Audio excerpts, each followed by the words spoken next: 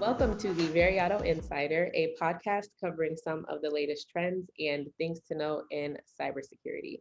This podcast is sponsored by Veriato, which is an award-winning employee monitoring and insider threat detection software provider. So to learn more about how Veriato can help protect your company, check out veriato.com. I'm Dr. Christine Izuakor, your host for today's segment. And on this episode, we are covering expert reactions on 5 cyber trends and statistics from the last year that we all need to be thinking about. And we have a special guest with us here today. I'm happy to introduce you all to Frank McGovern. Frank is a former US intelligence analyst, now a leading cybersecurity architect with more than a decade of experience in cybersecurity. He is also a certified information system security professional, and fun fact, was recently featured as an expert in the Tribe of Hackers Blue Team publication. His areas of expertise include everything from enterprise risk management, education and awareness, vulnerability management, to compliance and audit, incident response, and much more. And so this broad range of expertise is perfect for the randomness that comes with our topic today. So we're excited to jump into this. Frank, welcome to the Veriato Insider podcast. Thank you for having me. Awesome. So before we get into stats, please tell us a little bit more about your background. Yeah, I think you nailed most of it. So currently I'm a cybersecurity architect, but I have a lot of cybersecurity background. I've had roles where I could wear many hats, and that's kind of what I like. I don't really like being siloed. That's letting me grow pretty quickly and very vastly into what I can learn. But not right now. I work for a financial company doing architecture work, and I also lead a cybersecurity conference called Blue Team Con that is new, that where I'm trying to help train people on cybersecurity more as well, the defender side. Yeah, I love it. And that's super important as well. I know we both share that passion of being able to train and help build the future professionals as well. Uh, Yes. so jumping into reactions and thoughts on some of these trends. The first one here I have is, according to Cybersecurity Ventures, the human element of cybersecurity, of course, can't be ignored. The human attack surface will reach 6 billion people by 2022. So what are your thoughts or reactions there? My reaction is this is the common thing that a lot of people say is where the human is the weakest link. It's accurate, but I think it tries to shift blame too much and people focus and forget that humans are also what we can put a control on. If your firewall fails because you didn't configure it properly, is that the firewall's failure or is that the security team's failure? I would say it's the security team's failure. So I think people often forget that if your humans are failing in your organization, it's because you haven't properly prepared them for what they're facing. This is the value of security training and security awareness and these types of endeavors that you need to be doing at companies and training your people. But I would say that it's greater than just individual organizations. I think this falls back on when we talk about, I'm sure you've heard and had these discussions with your friends, but you talk about in school, in high school, eighth grade before, we should have had these life skills classes where we were taught about taxes and mortgages and how to like actually be an adult. That's where school really seems to fail. Some schools do it, but it's not part of general public education. And I think having classes like that, you would incorporate things like cybersecurity and teaching students about this. Yeah, I agree. It's super important, fundamental to have, especially as the population continues to grow. Now, jumping into the next one, according to the Verizon 2020 breach report, organized cybercrime remains an issue, and criminal rings often use insiders to do their dirty work, especially in this remote era. And so, another interesting stat here, in 2020, organized criminal groups were behind 55% of breaches, so more than half of them. And then on top of that, 30% involved internal actors. So what do you think about that one? That's high. It's a high number. 30% involved internal actors. It's kind of scary. Makes you wonder who we're hiring. Are we vetting properly? I think this falls though on from a cybersecurity perspective and what leaders can do in there. I think just treating your employees properly and getting executive buy-in to treat them properly. The biggest thing here is obviously pay, right?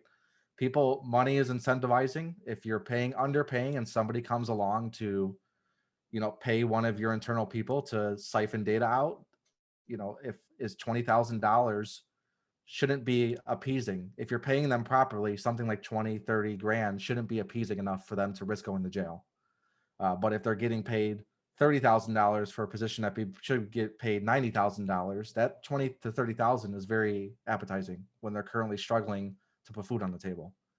And in addition to things like that, no micromanagement is very important. It's just really about treating your people well, I think can help lower that 30% number. Obviously, there's always going to be people that come in with the purpose of malicious intent in the beginning. That's their whole goal. But I feel like a lot of that 30% is people that become disgruntled after time of being at a company. Yeah, good point. And I think in today's day and age, especially with the recent, events and the volatility in the economy as well, it's a lot easier to consider, things that you wouldn't have in the past when when your family is struggling financially, right? Or when some, spouse has lost a job, or whatever the case may be. And I know people are still navigating a lot of that uncertainty as well. And so Yeah. I'm sure that can play into it as well. And so I think your point is spot on in that it's important to care for people, right, and make them feel valued. And a lot of times that can help avoid some of those fates as well. Yeah. So jumping into the next one here, being able to detect threats as well is paramount, of course. So according to the US World Economic Forum, the likelihood of organized cybercrime entities being detected and prosecuted is estimated to be as low as, and this number shocked me so much, it's estimated to be as low as 0.05% in the US, so almost non existent. What do you think about that one? Yeah, I'm gonna hit 2 points here. So I'm gonna start with the first part about detecting threats being paramount. I think this really falls under the zero trust model. I know that's a marketing gimmick to a lot of people, but I think it's one of the good phrases that we should stick around with and keep. I think a lot traditionally we always worried about the north-south traffic, inbound to outbound to the internet to my company. And as long as it's behind a firewall, it's good.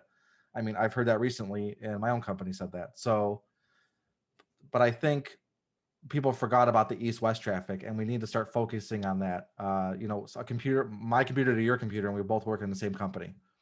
Traditionally, we've just ignored that, and we need to move to the zero trust model where we just don't trust anything and we just follow the principle of least privilege to everything. But I think 0.05%, I don't think it's as shocking to me because attribution's hard. And most of the time, I would say the crime is outside of the country. So this is 0.05 in the US. Probably most of our cybercrime where it's prosecutable is coming from outside entities. So like good luck to the FBI trying to arrest somebody that's in Eastern Europe. Got it. Makes sense. Good Yeah. point.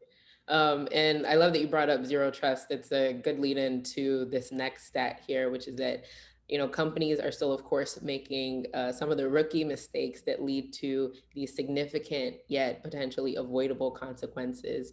For example, according to a global risk report, 58% of companies have over 1,000 inactive user accounts. Thoughts?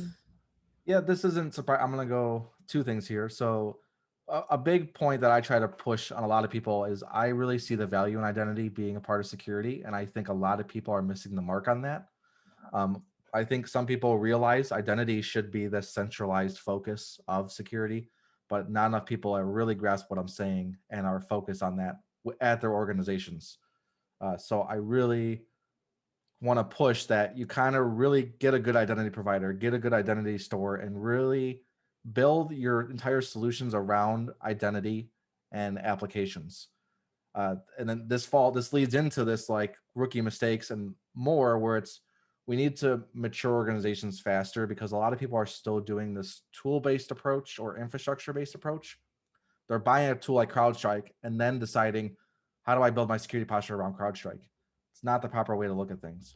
We need to getting people to doing proper risk management and building your program around what are your actual risks in the company and doing this risk-based approach and what should exist and where are my gaps. I think by doing that, that will highlight what your rookie mistakes are, because let's face it, the biggest rookie mistake is asset management. Nobody's doing it well enough.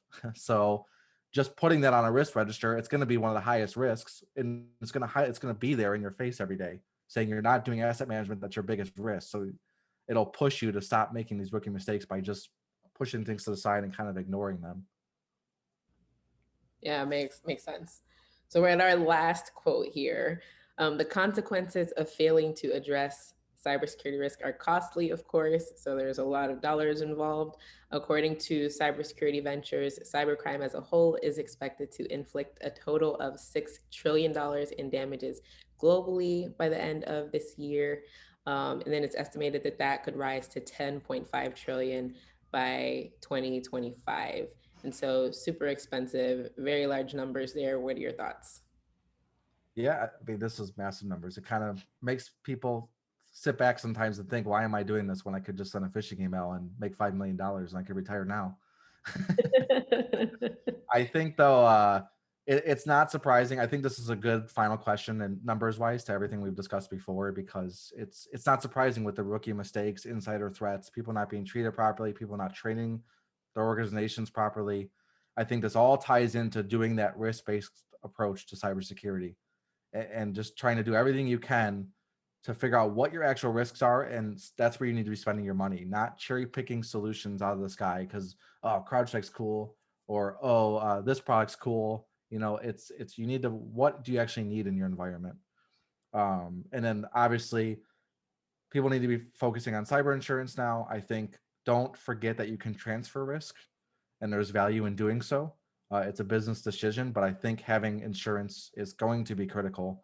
Not only that, but insurance companies, this is not my talking point. A lot of people say this, but I believe cyber insurance is what's going to be the driver of making companies more secure, because it's just going to be like your car and your home. You're going to have to meet obligations in order to get payouts. You can't just speed down the highway at 150 miles per hour, crash into something, and think you're going to get paid out for all the damage you just caused.